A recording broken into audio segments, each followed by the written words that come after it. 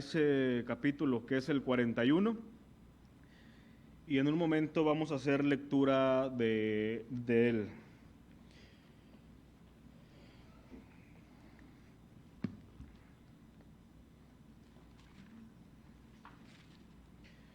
Nuestro título en esta noche, hermanos, es No temas, gusano de Jacob. No temas, gusano de Jacob.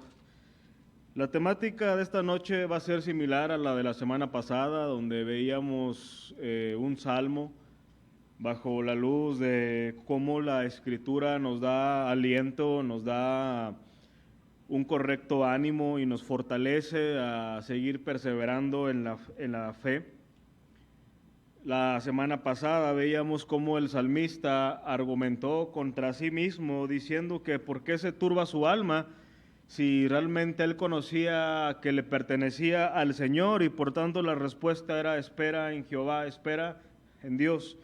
Ahora vamos a ver estos textos bajo la misma luz, el ser fortalecidos y animados a perseverar y a seguir caminando en la fe.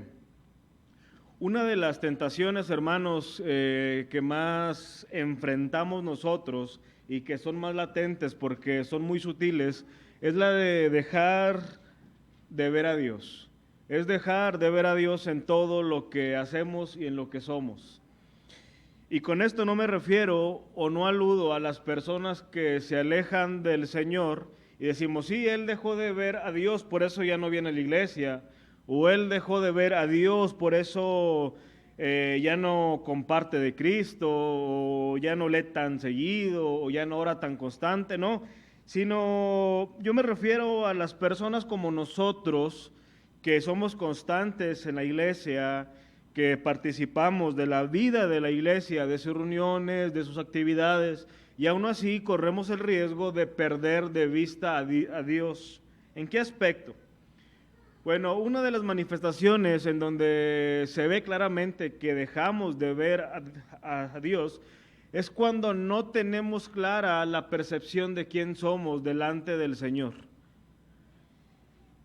Mientras observamos a Dios en todo momento, sabemos realmente quiénes somos delante del Señor, independientemente de lo que el Señor nos permite hacer en su obra o participar, tenemos claro quiénes somos.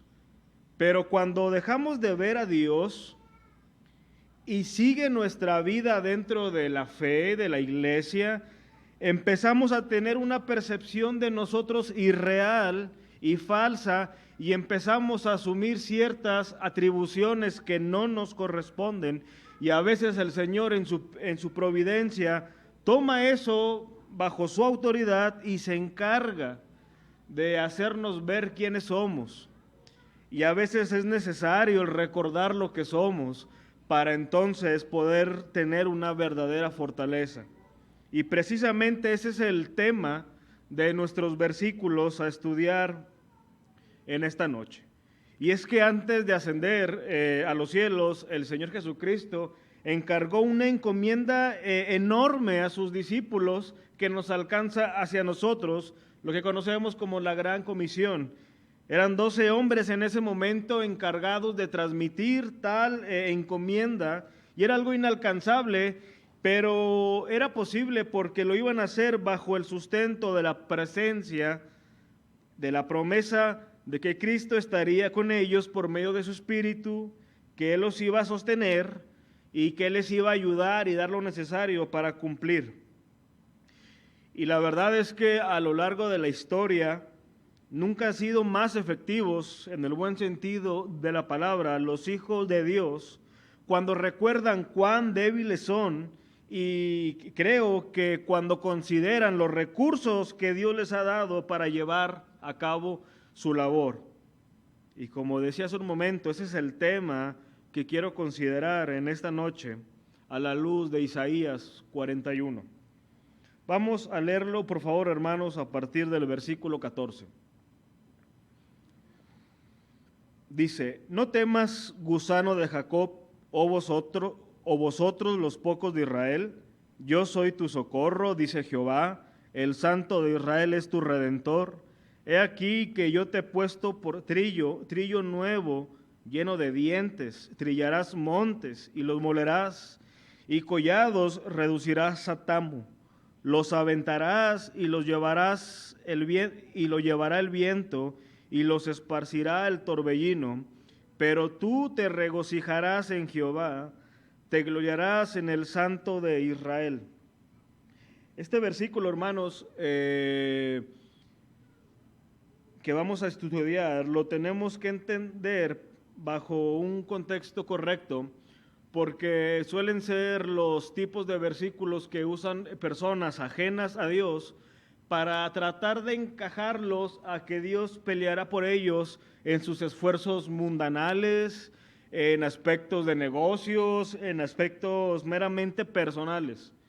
Pero este es uno de los versículos en donde podemos tomar fuerza para poder tener una convicción fuerte de que el Señor nos ayudará en cumplir sus propósitos espirituales.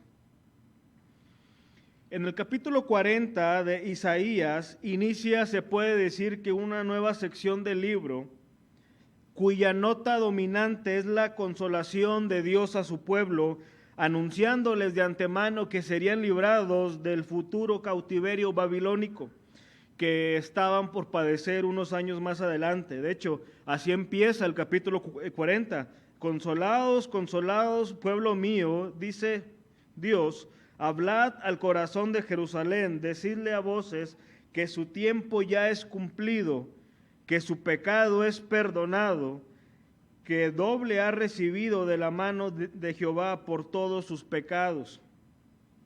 En los versículos siguientes se exalta el poder y la grandeza de Dios que Él va a dar a favor de su pueblo para llevar a cabo semejante liberación. Luego en el capítulo 41 y en el contexto de todo lo que Dios iba a hacer a favor de su pueblo, Dios reta a los ídolos de las naciones a que manifiesten si realmente eran auténticos. Nota el versículo 21 del capítulo 41 en adelante. Alegad por vuestra causa, dice Jehová. Presentad vuestras pruebas, dice el Rey de Jacob. Traigan, anúncienos lo que ha de venir, díganos lo que ha pasado desde el principio y pondremos nuestro corazón en ello. Sepamos también su postrimería y hacednos entender lo que ha de venir, danos nuevas de lo que ha de ser después, para que sepamos que vosotros sois dioses, o a lo menos haced bien o mal, para que tengamos que contar y juntamente nos maravillemos. Irónicamente o sarcásticamente están estas palabras para burlarse de los falsos dioses y de la ironía que es confiar en esto.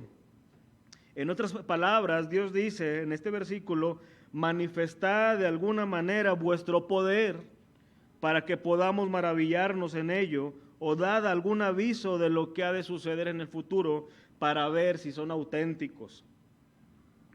La conclusión de tal burla recae en el versículo 24, cuando Dios dice, he aquí que vosotros sois nada, y vuestras obras vanidad, abominación es el que os escogió.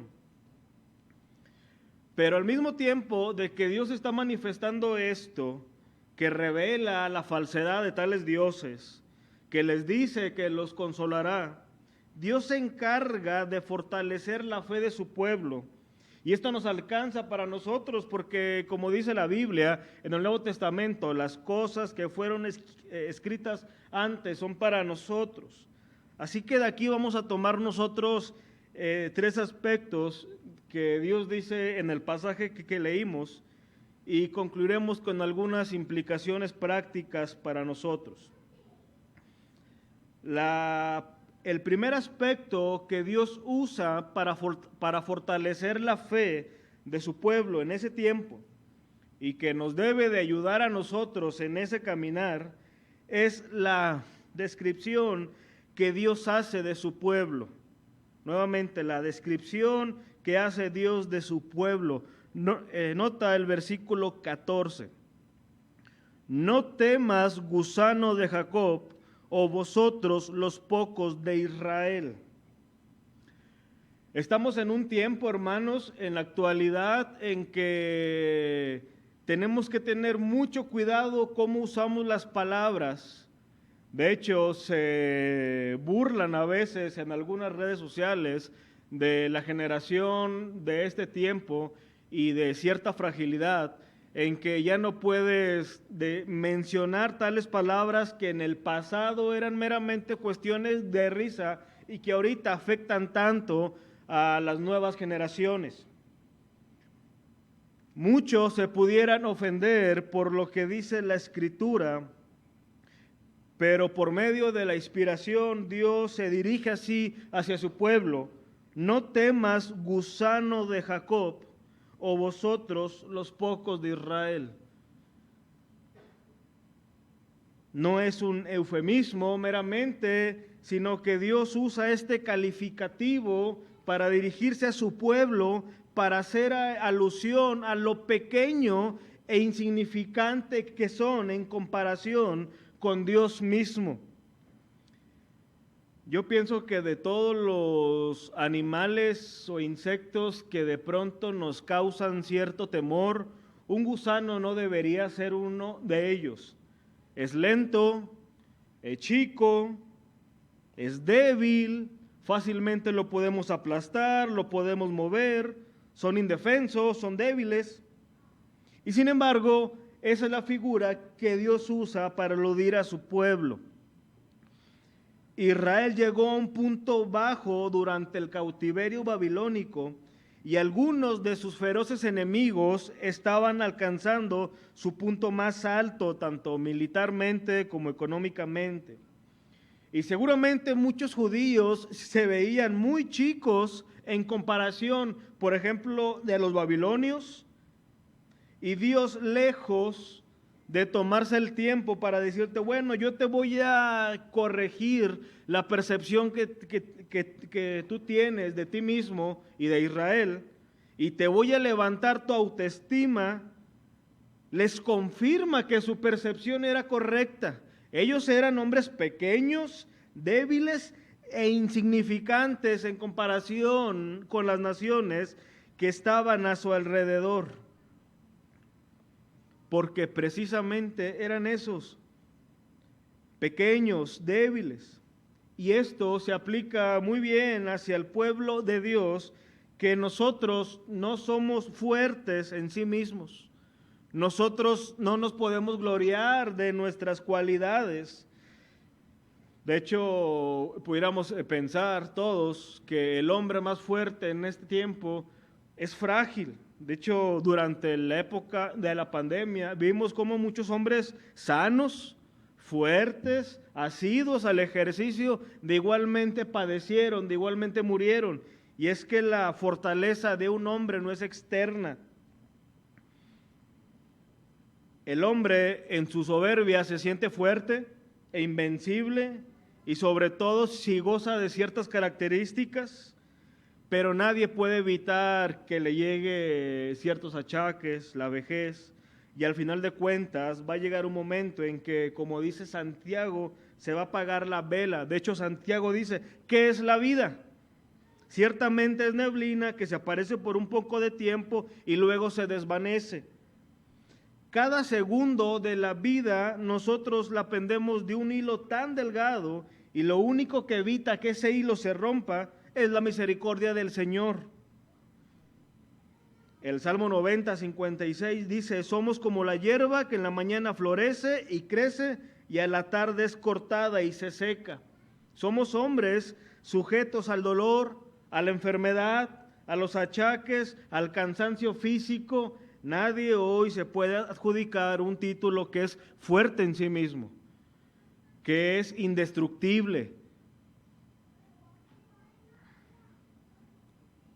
En un momento nosotros podemos estar rebosando de cierta alegría porque alguien nos ha expresado su amor o su aprecio, y al minuto siguiente podemos estar al borde de la depresión porque hemos oído un chisme sobre nosotros o algunos nos han mostrado francamente que no somos de su agrado. La realidad es que somos frágiles físicamente y emocionalmente. Esa es la radiografía de cada uno de nosotros. Y en el plano espiritual, hermanos, aún somos más débiles. El más fuerte de los cristianos es en sí mismo alguien débil. Si alguien te pregunta, oye hermano, ¿tú cómo te sientes espiritualmente? Y si alguien se siente victorioso, vencedor y que nada le afecta, está indicando su más grande debilidad, su percepción de sí mismo. De hecho, en la Escritura tenemos ejemplos de esto. El rey David, en su momento más glorioso de su nación, de su ejército, donde era temido, quedó reducido a nada prácticamente por la pasión sobre una mujer. Así que cuando nosotros recordamos, hermanos, cuán débiles somos, se nos tiene que venir a la mente que tenemos una tarea que no es fácil como iglesia, que es hacer la obra del Señor, anunciar la palabra, y decimos, bueno, ¿cómo es que nosotros, siendo tan débiles, tan frágiles, tan incapaces, se nos ha encomendado algo tan grande? Y la respuesta es, para que nunca olvidemos que la labor que se nos ha encomendado no es en base a lo que somos nosotros, es en base a quién es el Señor. De hecho, se nos dice en la Biblia que la labor que se nos ha encomendado no es con ejército ni con fuerza, sino con mi espíritu, ha dicho Jehová de los ejércitos. Zacarías 4:6. Hasta que nosotros no lleguemos al punto de David, como en el Salmo que dice, soy gusano y no hombre, es que todavía no estaremos preparados realmente para ser usados por el Señor. De hecho, recordemos, hermanos, que hubo una época en que Moisés se sintió capaz de liberar al pueblo y tomó sus propias medidas. Pero Dios le dijo no, sino que hasta que lo mandó al instituto en Madián, donde pasó 40 años moldeando su carácter, es que nuevamente el Señor le dice, ahora sí estás listo, ve. Y la evidencia de que estaba listo fue que él dijo, ¿quién soy yo para que vaya a Faraón y saque de Egipto a los hijos de Israel? Por fin había entendido que no era él capaz por sí mismo de tal labor.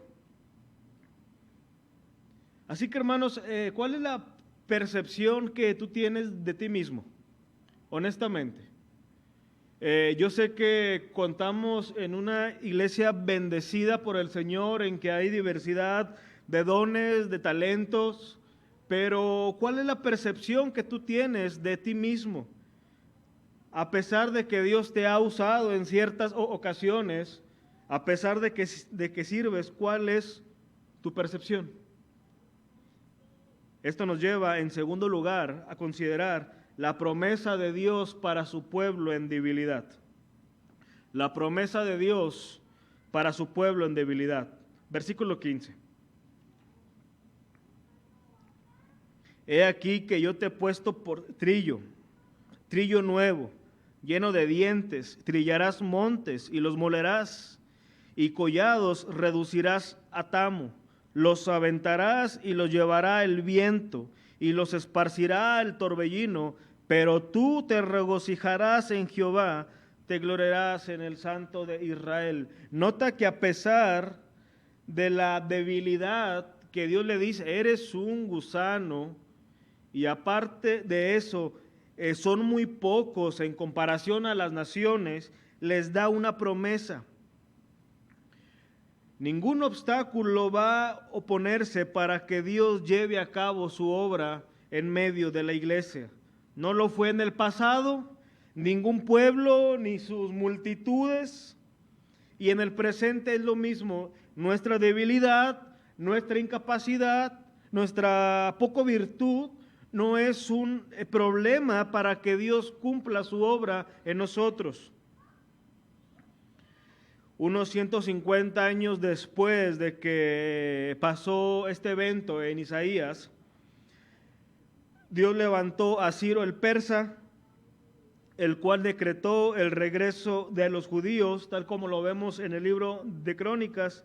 Y a pesar de todos los problemas que conocemos, Dios llevó a cabo para que no solamente regresaran, sino que reedificaran los muros, se levantara Jerusalén y se volviera una nación fuerte nuevamente. Así que hay una promesa de parte de Dios para su pueblo débil. Y es ahí donde nosotros tomamos fuerza y aliento. Porque yo sé, hermano, que Dios nos ha encomendado a cada uno de nosotros una labor. Y yo sé que más de una vez hemos dudado de lo que el Señor hará en la vida de la iglesia y también de forma individual. Pero nosotros tenemos que recordar que nuevamente no es por nosotros. Y esto trae a colación un ejemplo de la vida de Gedeón. Gedeón fue un juez, lo recordarán, hermanos, un juez que tuvo que enfrentarse a los madianitas y a los amalecitas. Dice la historia bíblica que era una multitud tendidos en el valle, que sus camellos eran innumerables, aproximadamente unos 135,000 hombres. Y en medio de ese problema Dios levanta a Gedeón. Aproximadamente unos 30,000 israelitas estaban dispuestos para pelear. No obstante, Dios dijo, son muchos para que vayas a la guerra. Y los redujo nuevamente a una cantidad de 10,000. Después dijo Dios, son muchos, e hizo una tipo de prueba total que quedaron solamente 300 hombres. Con 300 hombres Dios derrotó a 135,000 personas, y sin que uno de esos 300 hombres tuviera que sacar su espada, simplemente tocaron unas trompetas, manifestando que a pesar de su inferioridad y su debilidad, Dios haría cumplir su propósito. Tenemos el mismo caso con David cuando enfrentó a Goliat. El punto es de lo que nos está diciendo en esta promesa, que cuando Dios está determinado a cumplir un propósito santo y espiritual con su pueblo, no habrá nada que lo detenga. El Señor es soberano, y es que nosotros podemos estar seguros que Dios cumplirá su propósito en nosotros. Yo sé, hermanos, que más de uno cuando se examina a sí mismo se desanima. Porque uno dice, bueno, la verdad no soy virtuoso, no poseo muchas características que quizás otras personas sí, y empezamos a meditar en eso. Pero cuando estamos en esa examinación, hermanos, nosotros no lo tenemos que hacer bajo la luz de quién somos nosotros, sino bajo la luz de quién es el Señor. Así que el Señor usa hombres débiles. De hecho, eso le dice a Pablo, que de lo vil y miserable del mundo Dios escogió para avergonzar a los fuertes y sabios de este mundo. Así que nuestras propias fuerzas somos tan débiles como ese calificativo de gusanos, pero un gusano en las manos del Todopoderoso hacen cosas extraordinarias cuando Dios así lo desea. Y esto nos lleva a nuestro tercer punto de nuestro texto, la base que sustenta esa promesa. Hemos visto lo que Dios dice sobre su pueblo, el calificativo. Hemos visto también la promesa para su pueblo, y ahora vamos a ver lo que sustenta esa promesa. Y esto es tan importante porque digo que estos son de los versículos que pareciera ser gente ajena a Dios, ajena a la fe, ajena a la palabra, toman versículos motivadores para aparentemente apropiárselos y decir, bueno, Dios pelea por mí. ¿Cómo va a pelear Dios por ti si tú eres rebelde al Señor? Si tú eres ajeno a la fe, si tú no primeramente te has puesto a cuentas con el Señor, ¿cómo Dios va a pelear tu batalla si tú no lo conoces? La base que sustenta tal promesa la vemos en el versículo 14. No temas, gusano de Jacob, o vosotros los pocos de Israel, yo soy tu socorro, dice Jehová, el Santo de Israel es tu Redentor. Notemos que Dios no dice a su pueblo, no temas, gusano de Jacob, mañana vas a ser un león, o mañana te voy a hacer algo fenomenal. No, sino que a pesar de que vamos a seguir siendo débiles, Dios promete usarnos como instrumento para trillar los montes, moler collados. ¿Por qué? Porque lo ha dicho el Santo de Israel, que es nuestro Redentor. El trillo era un instrumento de labranza que, tirado por bueyes, desbarataba los montones de grano o de tierra. Un trillo por sí mismo no podía hacer nada, pero si es movido con fuerza y empuñado por una mano diestra, puede hacer grandes cosas. Las naciones poderosas eran como manojos de trigo, e Israel era como un trillo nuevo, bien afilado y lleno de dientes, movido por el Todopoderoso. Leía, hay un libro que se llama El arte de la guerra, que se cuenta que es un libro que lo debe de leer todos los presidentes antes de ejercer su puesto. Y en tal libro narra la historia de un cierto capitán, no sé qué tan verídica sea, que era tan conocido porque todos hombres temían a su espada. Y un día era tal la fama que una nación enemiga le dice, oye, préstame tu espada porque quiero saber cuál es la magia de que todos simplemente pues, le temen. El capitán mandó esto y la observaron y pues es una espada común, no sé cuál es la novedad. A lo que el capitán respondió, no es en sí la espada, sino que el brazo que la maneja y el corazón que la mueve.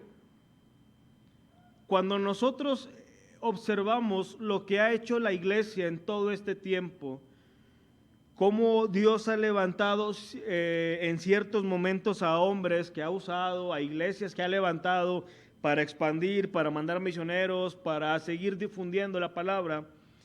Y cuando notan y revisan a ciertos hombres, dicen, bueno, no hay nada especial en esos hombres. Son tan comunes, tan corrientes. ¿Cuál es la magia entonces de la iglesia? ¿Y por qué la iglesia sigue avanzando? La realidad es que nosotros no hay ningún secreto, no hay nada digno de admirar, sino es Dios quien está detrás de nosotros moviéndonos. De hecho, me encanta el Salmo cuando dice que en Dios haremos proezas, en Dios haremos proezas. Así que hermanos, notemos que la promesa que Dios le da a su iglesia y que le da a cada uno de nosotros, de que Dios cumplirá su propósito especial pese a nuestra debilidad, es Él mismo. Dios está comprometido con su palabra y con sus promesas de tal manera que Dios no dejará nada a medias y que todas nuestras inconsistencias no van a ser para Él un problema y que Dios llevará a cabo su obra en nosotros. Para concluir, hermanos, quisiera compartirles algunas implicaciones prácticas de esta realidad para nosotros.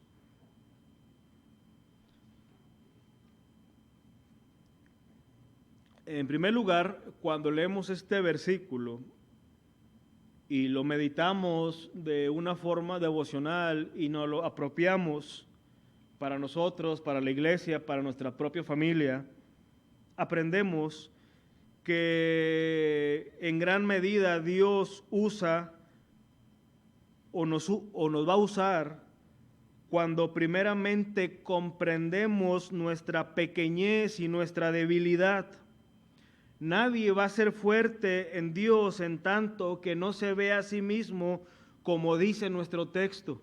Nunca vamos a ser realmente fuertes en el Señor si primeramente no somos conscientes de quiénes somos delante de Él.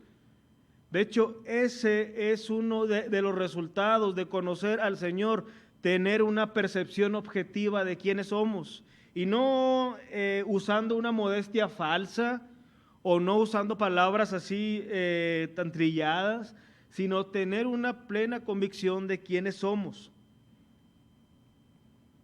Dice Pablo en 2 Corintios 12, 9 al 10, por tanto de buena gana me gloriaré más bien en mis debilidades, dice Pablo, para que repose sobre mí el poder de Cristo, porque cuando soy débil entonces soy fuerte.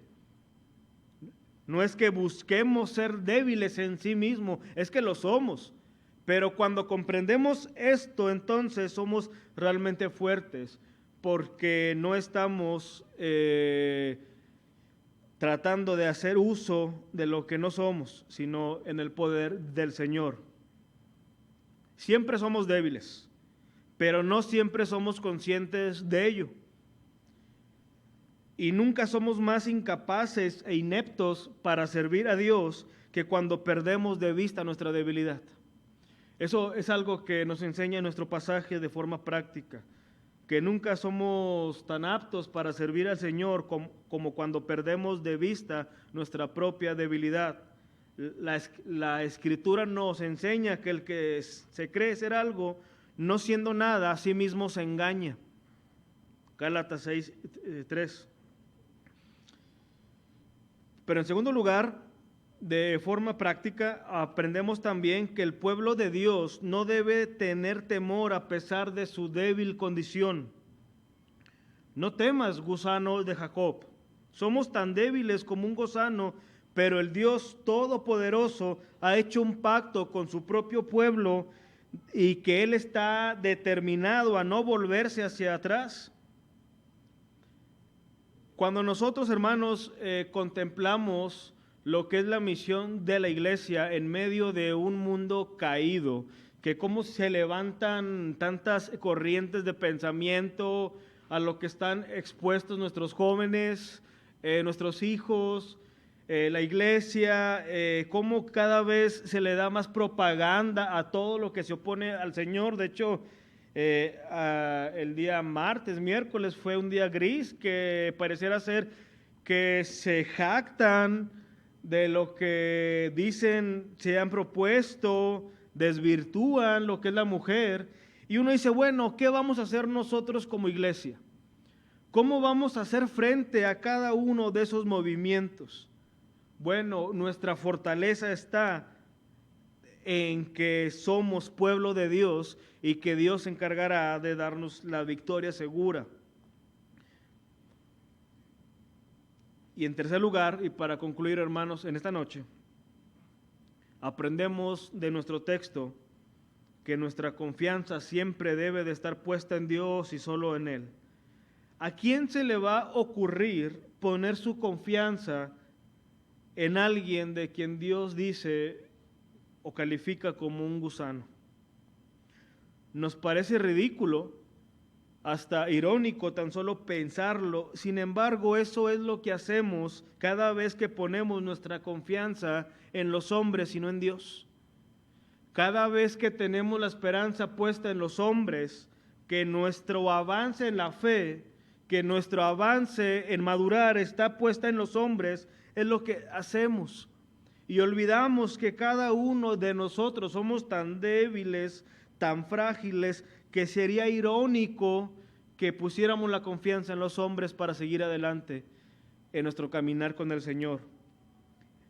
Qué bueno que las ovejas de una iglesia confíen, y así debe de ser, que confíen en el buen sentido de la palabra en sus líderes, pero no es bueno que descansen en ellos como si ellos fuesen capaces por sí mismos de llevarlos adelante.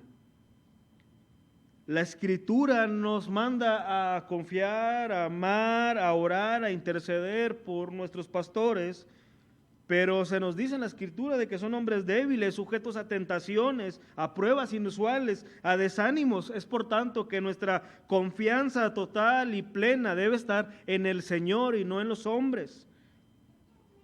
Esto es lo que somos nosotros. Es por eso que nosotros nunca rehusamos cuando nos preguntan a veces los hermanos, ¿cómo puedo ayudarle? Yo pienso que la respuesta más honesta es orando por nosotros, sabiendo de nuestra debilidad. Así que hermanos, concluyo esta noche diciéndoles que nunca olvidemos quiénes somos delante del Señor, que nuestra fortaleza no reposa en nosotros, no tenemos nada de qué gloriarnos, no tenemos nada de qué adjudicarnos, pero que esa debilidad no sea la razón para que mengue, sino que para avanzar, porque a pesar de que somos débiles, el Señor nos ha tomado como su propiedad y Él ha determinado cumplir un propósito en nosotros, a manera individual, a manera como familia y sobre todo, hermanos, como iglesia. Dios, estamos en las manos de un Dios santo que nos llevará a cumplir lo que Él ha determinado en nosotros. Vamos a orar, hermanos, en esta noche. Padre, te damos gracias, Señor, en esta noche por permitirnos meditar en tu palabra y recordar, Señor, que somos débiles ante ti y te suplicamos, Señor, tú nos perdones porque a veces nuestra percepción es tan arrogante. Muchas veces cuando nos permites hacer algo en tu obra nos gloriamos o pensamos que es por nuestras cualidades, Señor. Perdónanos porque olvidamos que nos debemos a ti totalmente. Y fue en esa miseria, Señor, que tú nos tomaste por gracia, nos adoptaste como tus hijos, y es que hoy podemos tener la bendición de poder servirte. Ruego, Señor, que la percepción de nuestra iglesia siempre sea la adecuada y conformada por las Escrituras. Que tomemos fuerza en ti y que confiemos en ti, reconociendo, Señor, que tú cumplirás lo que has dicho en tu palabra hacia nosotros. Gracias, Señor, y te lo ruego en el nombre de Jesús. Amén.